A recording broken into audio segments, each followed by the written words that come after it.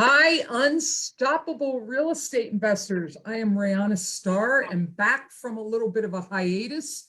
You will be seeing this podcast, the Unstoppable Real Estate Investor Podcast.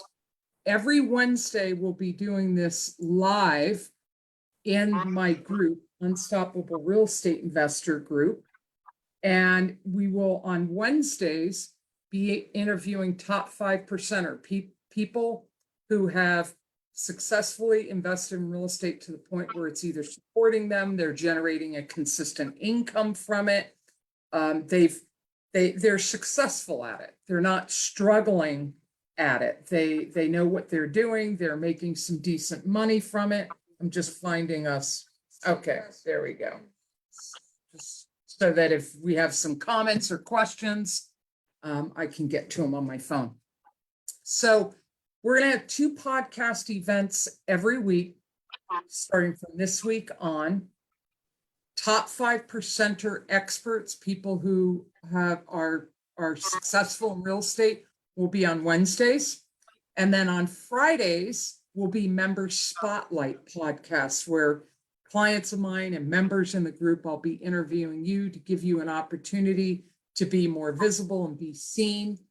These podcasts, the recordings, and the promotion of them will be promoted in 40 or 50 other real estate investment groups. So just tune in and put that on your calendar, noon on Wednesdays and Fridays Eastern time. Now, we've got a really great treat today because the thunder from down under, Graham Solomon, is with us. And what's so special about today's meeting with Graham is he is like the king of real estate investing podcasts, and he loves it. Like being a podcast host is like a self-expression for Graham. And this is the first time he is on a podcast as a guest. So welcome, Graham. It's great to have you. Oh, thank you so much, Rihanna. I'd just like to say, look, Mum, I made it. I'm on the Unstoppable Real Estate Investor Show. I've made it. Unbelievable. Thanks for having me. And I just asked your viewers to smash the like and heart button in appreciation for what you do and all the content you put out there and all the time and effort you put into this. So I'm so rapt to be on the show, and always a pleasure to hang out with you, Rihanna. I love hanging out with you. Yeah, and let us know you're here. Welcome, Tammy Etheridge Crudson. And if anybody else is joining us and watching the podcast live, let us know. If you're watching a replay in my group, Unstoppable Real Estate Investor, or one of the other real estate investment groups that we posted in, please reply and let us know, like, what was a takeaway, or say hi to Graham, or just let us know that you're with us. So Graham, Graham lives, and Andrew Castines. Hey, party people, Andrew's here. So Graham, let's start with, where in Australia do you live? Well, I was born and bred in Melbourne, the outer suburbs of Melbourne, and brought my children and everything up in the Dandenong Ranges, which, if you Google Puff and Billy, is an old train. It's a tourist place, magnificent place to bring up children. And then had some places down the beach, rentals and that, and then sort of went between the 2 properties. So Phillip Island is about an hour and 45 minutes out of Melbourne, and that's the place where I come live internationally on the Thunder from Down Under podcast, and it's a beautiful part of the world. So if anyone wants to Google those 2 places, amazing places. So I've threatened all my American friends when they come out here, they're getting a guided tour, and they might get taken to a couple of dodgy, seedy places as well, but that's part of the experience. So so Melbourne, but you know, out of suburbs and Phillip Island. Yeah. So tell me, what I love your story, and I want you to share it right now, about being just a tradesman, a laborer, and you kind of amassed a little bit of a real estate fortune over the years, a little bit at a time, not really even knowing what you were doing. And people told you you couldn't do it. Tell us a little bit about your story about how you got into real estate investing. Yeah, well, I left school. I just turned 16, and I left school. I went probably one of the roughest areas. I went to school in Melbourne, and I left. I was actually doing a lot of. I was going to go to uni and all that. I would have seen myself as more of an intellectual person back then, and through the fear of people wanting to kill me, I fled that school and I got out really early, and I got into a trade, which I wasn't probably a tradesman at the time, and I got into painting, which was probably at the lower echelon of the trades, but I got into it, and I was just lucky enough to. A couple of guys I worked with, one guy who's my mentor, I put a picture of him. I caught him the other day. He was ahead of his time. He was like talking to a layman, Anthony Robbins, way back when. He actually played professional soccer in London when he was 15, so he was ahead of his time, and he taught me a lot of stuff. And one thing he says is, you've got to buy real estate. You've got to buy, and no one ever listened. Young blokes were too busy doing holding up cars and that. So I bought a block of land when I was 17 down at Phillip Island, and then I did a bit of traveling through Europe and all the rest of it, and that sort of just sat there. But then I got to about, I'd say 24, 25.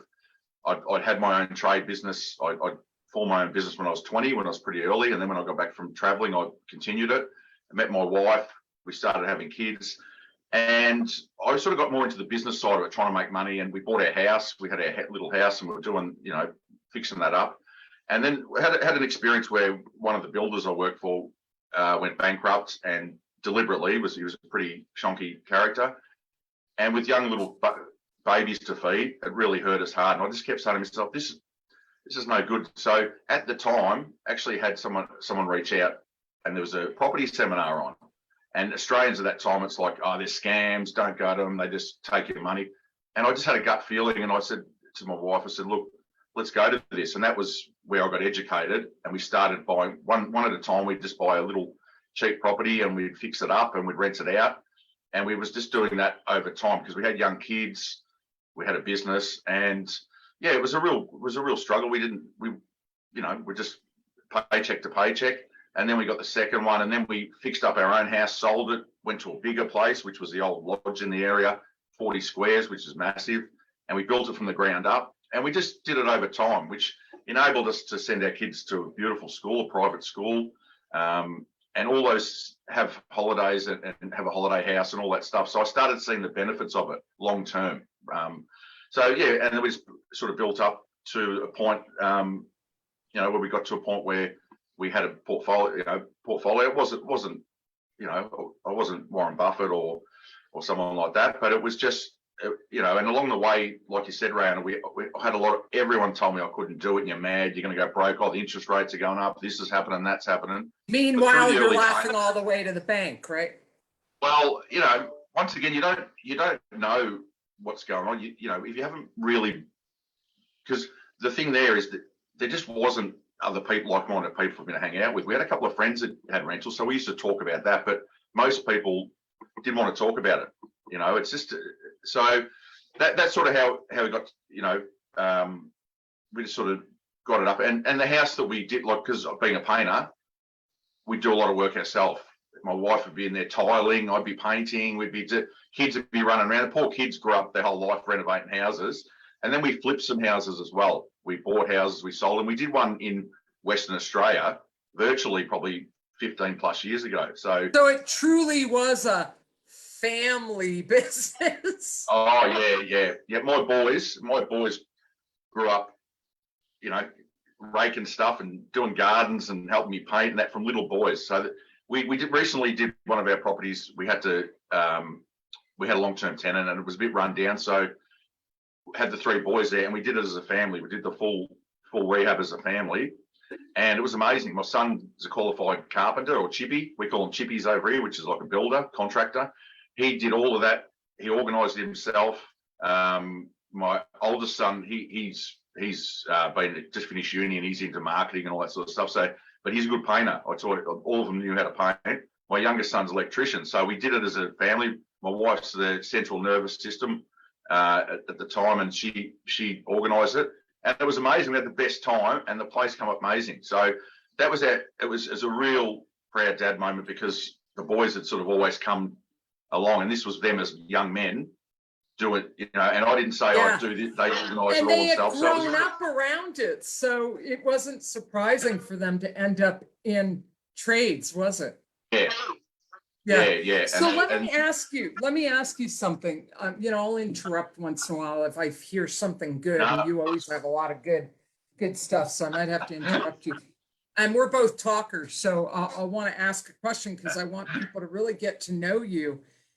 What did you, like, if you had to do it all over again and give yourself back then advice, knowing what you know now, what would you have done differently? firstly, I would have done the education first, because we made mistakes and we did everything ourselves. I just would have gone. I would have, instead of flipping places and selling them, we would have kept them.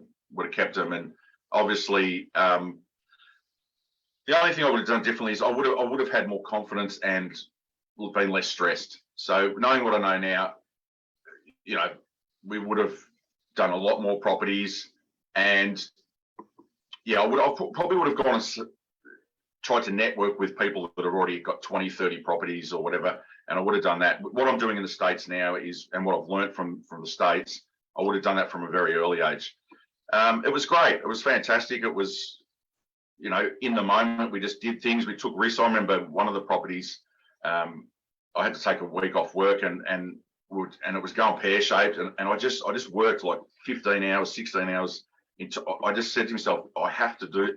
So I learned that drive. I already had it in business, but I learned that drive that it's got to happen no matter what. So probably would have hung around with more like-minded people, rather than a lot of people that I'd grown up with were real lame, you know. I'm not saying anything wrong with it, but they just weren't into that stuff. It was just going down the pub and having a beer. So I would have, when it comes to real estate, gone and found a tribe, and I would have hung out more and learnt more off like-minded people and people that were further down the track than me. But look, I got no regrets. It's fantastic.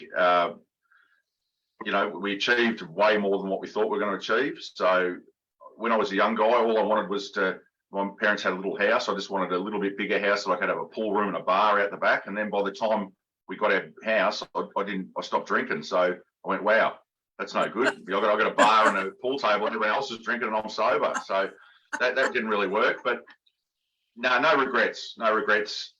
So what would you say is when you look back on the years of investing, what has it been, like 20 years? Somewhere well, 17 was when I bought my first block of land. So 78.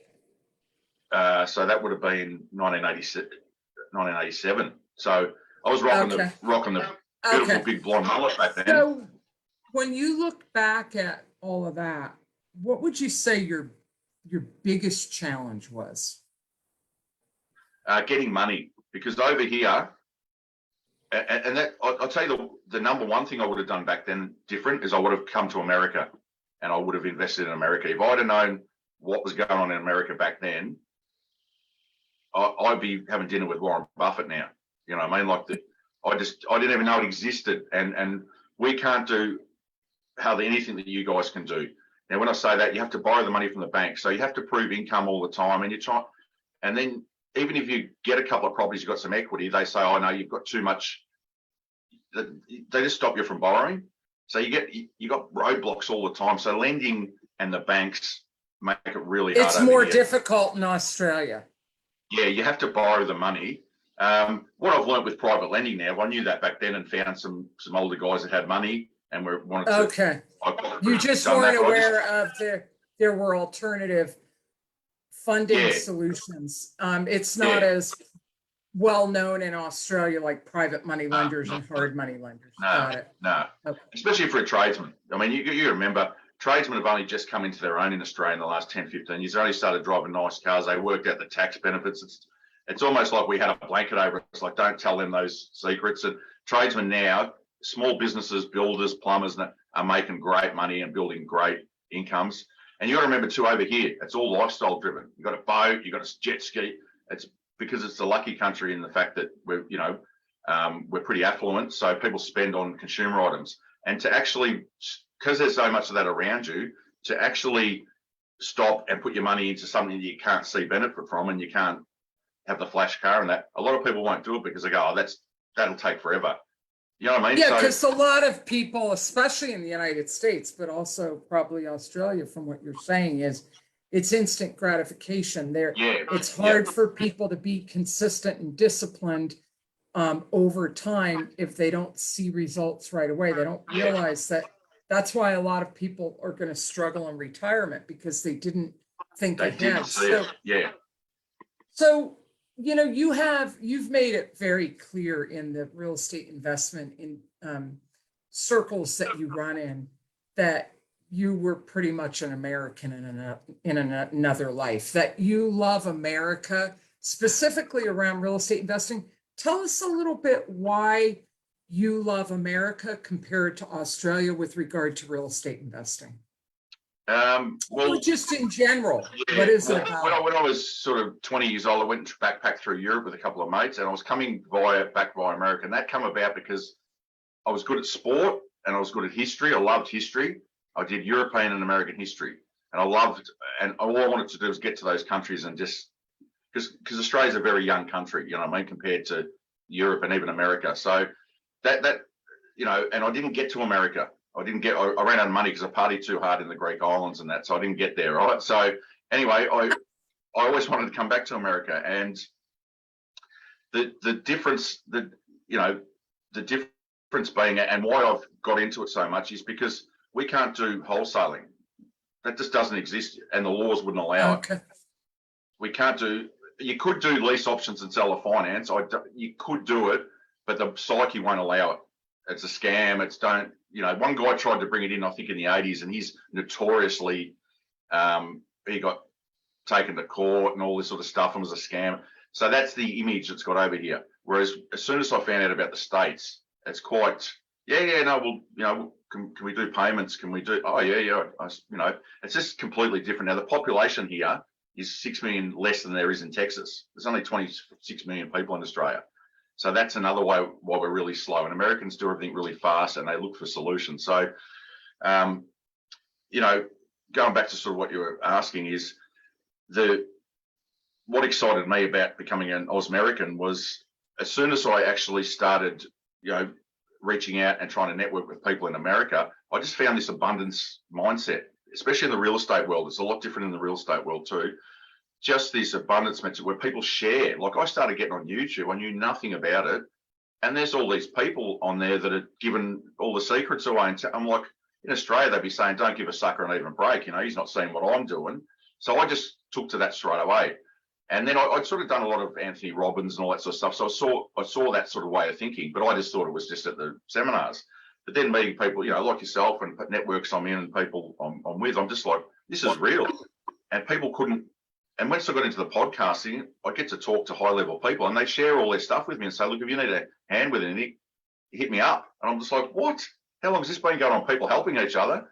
So, but just going back to it, I remember a band U2, an Irish band U2, said America's an idea, like you've got the Constitution, the Statue of Liberty, was the foundations it was built on was freedom and have, and I think a lot of other parts of the world have gone more into socialist type ideals, where there's still that capitalist. I noticed that there's still that capitalist, like, people aren't scared to make money in America and show other people how to make money. And I like that.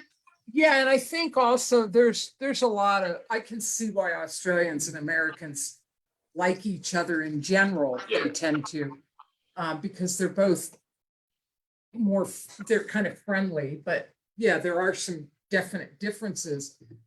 But America has its problems too. I mean, it's not perfect. Absolutely. No country is. But what I think a lot of people in other countries don't realize is just how hard Americans work. Like, we're not this gluttonous, entitled country, even though our leadership might make it look like that.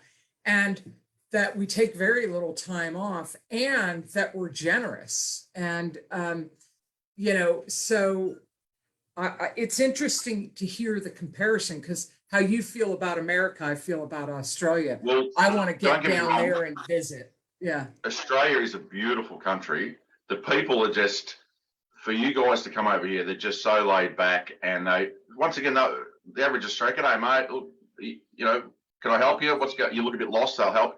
Don't get me wrong with that, but when it comes to real estate investing, I think there's more opportunity to scale and do stuff really quickly in America, because you can buy. Yeah, there's just more financing tools and people Yeah. are helping and it's more popular. So it's more established. I think eventually Australia will come along, but yeah, I said just before I sort of got introduced to the American stuff, I got into a couple of high level groups, and they were starting, and one of them had used a lot of been to America, and brought a lot of concepts over. Like, you team up, if you're a young tradesman and had the go, a retired couple that had money, you'd partner up. So, but that's at a really high level. That's at a high level. That's not just for down here with trade. Most people don't know about it. Whereas America, what you do is you can start off with not a lot of money with a side hustle and wholesale, and if you put the work in, you can get to the next level yourself. yeah. You know what I mean? And that's just the opportunity we don't have in Australia. I'm All not right, saying, pause there. You just said a good nugget. Talk about, you got to put in the work. So talk about that, because there's a lot of people that get into real estate investing. They invest in a program like Fortune Builders or Base Morby, or they get on YouTube, but then they don't take action, and they treat it like a hobby or a side hustle, and they don't realize it's actually a lot of hard work. Talk a little bit about the grind, what it takes to actually succeed. well, I'll start with Australia first. Like when I was younger, and that, you got plenty of energy, and if you're driven, I had a business. I worked 7 days a week. I just worked and worked, and that's the asset I had. I wasn't educated, my literacy wasn't that great, but one thing I could do. My mum and dad told me was how to work, and they told me if you don't work, no one's going to give you anything. So you got to work hard. So I viewed them doing that. So, and my dad was self-employed. He had trucks and machinery and that. So I think that's why I had that little bit of entrepreneurship about me, because. And that work ethic. Yeah, he works, and so what I did is I just worked. And I think if you get that work ethic first, and then you introduce, and then I just having a few guys around me saying, you should buy a block of land, it'll be worth money later. And okay. So I used to listen to people. A lot of people, the other young guys go, what would he know? I'd listen to people. I'd always listen to people's opinion, and I'd take out of it what I wanted. So work ethic. And then what I would do is I'd firstly start fixing up my own house. So me and my ex-wife, now we're not together anymore, she'd be pregnant, she'd be we'd do our own house first, because we'd add value to our own house so that we could then have equity to borrow. That's what we had to do. Then we'd go and work on the other place. Then as my kids grow up, I'd be going to work, setting the guys up, going and changing, doing the Oz kick, which is the football, coaching kids, then going back to work, then do it. So I just worked. You were busy, and busy as. Did it stay that way for all those years, or was there was there a turning point where you were able to relax a little bit? Well, only recently, because of appreciation and things going up and all that. That was always, I knew that was the end goal, was to be able to get to just before I got to 50, I closed down my business, and the hard work, the equity was there. So that was that. But yeah, look, it was just hard work, and it wasn't. I enjoyed it. I had goals. I had vision. So when you yourself being a coach, you've got to have a why, and my why was my family. And I hear entrepreneurs talk about, you want to build your business up because you want to be at your kids' game. I never missed any of my kids' games. I coach. My wife and I run the clinics. We run the junior football club, and then my wife was secretary in the in the senior footy club when my boys were. So we were always involved. We never went, work comes first and then the kids miss out. So never. And my ex-wife was really good at bookkeeping that. So she'd be in the office till 12 o'clock at night when the kids were asleep. So both of us worked really hard, and both of us, did that. And like I said, it gave us things that we wouldn't have been able to afford. Like the education of our kid was we both went to school in the same area, which was really rough, and we saw a lot of terrible stuff. We didn't want our kids to be in that environment, so that was important to both of us. Now, there's no way known we could have afforded that, so that's a blessing that our kids went to a good school and were safe and all the rest of it. So Yeah. there was benefits along the way. There's benefits along the way. Yeah. So yeah. So let me ask you, we want to wrap up here in a few minutes. So yep. if you were speaking to a room full of, people who are considering becoming real estate investors, or let's just say you're standing up on a rooftop and there's a crowd gathering and they're all interested in becoming real estate investors. They're brand new. What's your rooftop message that you would shout from the rooftop? And if you could get them to really get that message and take it to heart and do it, what would that message be? First one is find your why that will keep driving you. I didn't know those terms and that back then, but that's what I had. I had a why, and it was to give my family what I wanted to give my family. So you got to find your why. Then the next thing is to surround yourself with like-minded people. That's absolutely a must.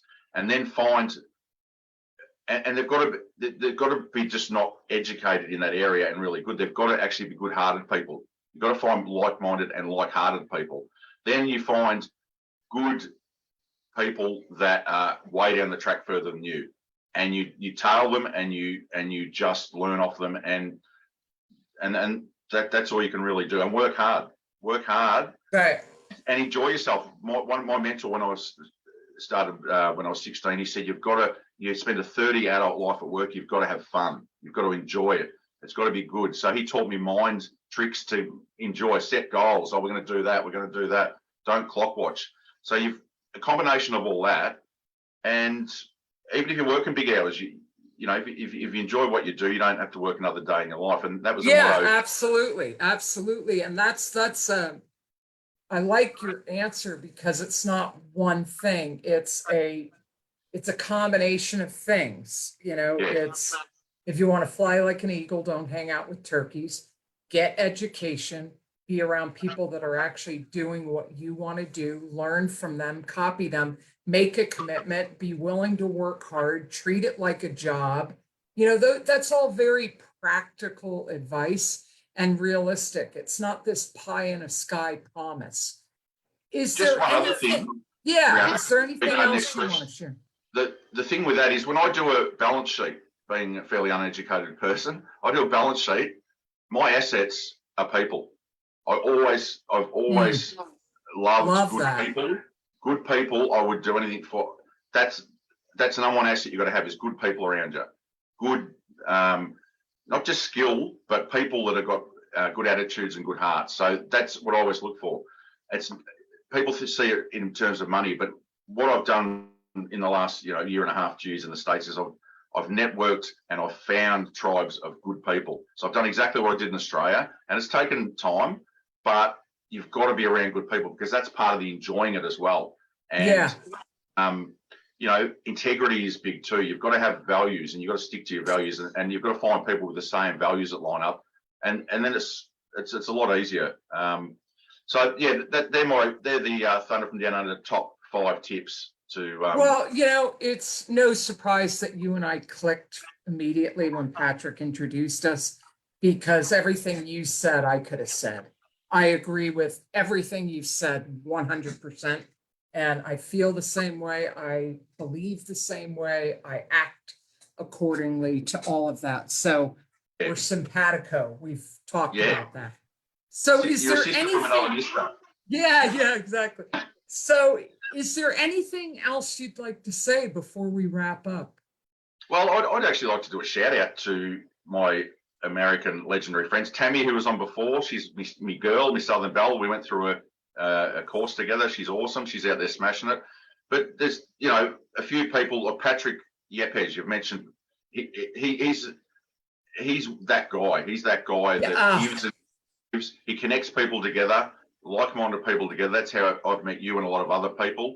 So I've got to give Patrick a shout out. He's been amazing. And the team at Home Invest Social Media Blueprint, Nate and Kate and their team, quality people. And as soon as I got involved with them, I stuck and I tagged them. I think they were going to put restraining orders on me at one stage because this Australian guy would not leave them alone. But I could see, and I want to do a shout out to them. And there's a lot of other people I could do a shout out. I've got my Aussie mate over here that he does wholesaling, so we stick together and talk every day. But just quality people. I just want to do a shout out for, and you know who you are. If anyone's watching this that I've had contact with, like I said, Ben Lovro, CC Gale, and all these people, I could, David Frizzell, a lot of people I know, they're my assets. They're my assets, and I'd just like to do a shout out for them for taking on an Australian guy and running with it. So I'm just feel blessed, and that like I said, that's my number one thing. And when I come back to the States next year, I'll be doing the magical mystery tour around America, and it'll be more people orientated. Yeah, I'll be looking at real estate. I'll be looking to invest here and invest there, but it's the people. It's the people that I'm coming out to see. And I mean, there's a lot more people I could mention, but I just think I've been lucky enough to meet some amazing people. So, and the podcasting has been made that possible. So that's another thing that Patrick helped me start up. So it's just been amazing. So, I just can't wait to get out and catch up. Well, I'm excited about you coming out to the States too, and getting together in person and seeing you, and just and getting you in the fold here, and it's been a pleasure getting to know you, and I appreciate you being on the podcast, and I love you making it real. Like, you just, here is the salt of the earth, blue collar worker, uneducated, who just took it one house at a time, one project at a time, did it the old fashioned way, and was able to acquire a decent real estate empire. And now he wants to come to America and do that here. And so watch out, folks. Here he comes. Yeah. And just to finish off too, I know you're trying to wrap it up, Rihanna, but my tribe is the working class person that hasn't had the opportunity to get in with them and to say it's possible. You can do this. You got to believe in. And that's my. I know a lot of high level people, but that's not my place. My place is with the working class person to say you can do this. I did it. You can do it, and the sky's the limit once you actually get through that glass ceiling. So, you're bringing hope. You're bringing hope to the working class, the blue collar people, the people that don't think they can do it or don't have the money or the means. And he's also shown the difference between Australia and America, how there really are opportunities that make it much easier to be a real estate investor in America. And yet, in spite of the odds, in spite of the lack of creative financing options and all that, he found a way. He just started with one house and built from there, and he worked hard. And so you can do this. If you're just starting out, reach out to me, reach out to Graham in the comments. We'd love to support you and help you with those first steps. I'm Rihanna Starr, and I'm the host of the Unstoppable Real Estate Investor Top 5% Expert Podcast. And this is Graham Solomon. He also has a podcast, Thunder from Down Under, and he also interviews a lot of real estate investors. So, Graham, do you have a Facebook group that you, or do you have a link to your website? When we hang up, find this post in my group. Yep, and I'll put your link in there. Yeah. A couple of little things that have got to be finished on it, but you can go in there and have a look around, and I'll be building that as I go, because that's going to be a resource place for people to go. You can watch the interviews. It's a US based one. It's not an Australian based one. I will probably be doing an Australian one as well with investors over here, which will be separate. But it's just basically trying to get as much content out there and people to be able to learn and start off and point people in the right directions. You know what I mean? Because there's so much information out there. You've got to find the right people, the right information, and especially if you're starting off from ground zero. So I'll give you I'll drop it in the link. I'll just drop the website. I have got a Okay, great. And then, yeah, I just, no, thanks for having me on, Rayanne. It's always a pleasure. And yeah, like you said, I mean, you know, it hasn't been rainbows and unicorns. Doing this American stuff has been really hard, and it's pushed me. I'd never turned a computer on before I started this. I'd never been on Facebook. I'd never been, so it's been a real tough And now ride. here you are running a podcast. So look, if he can do it, so can you. All right, well, that's a wrap for the Unstoppable Real Estate Investor podcast. See you guys. Thanks for watching. Bye.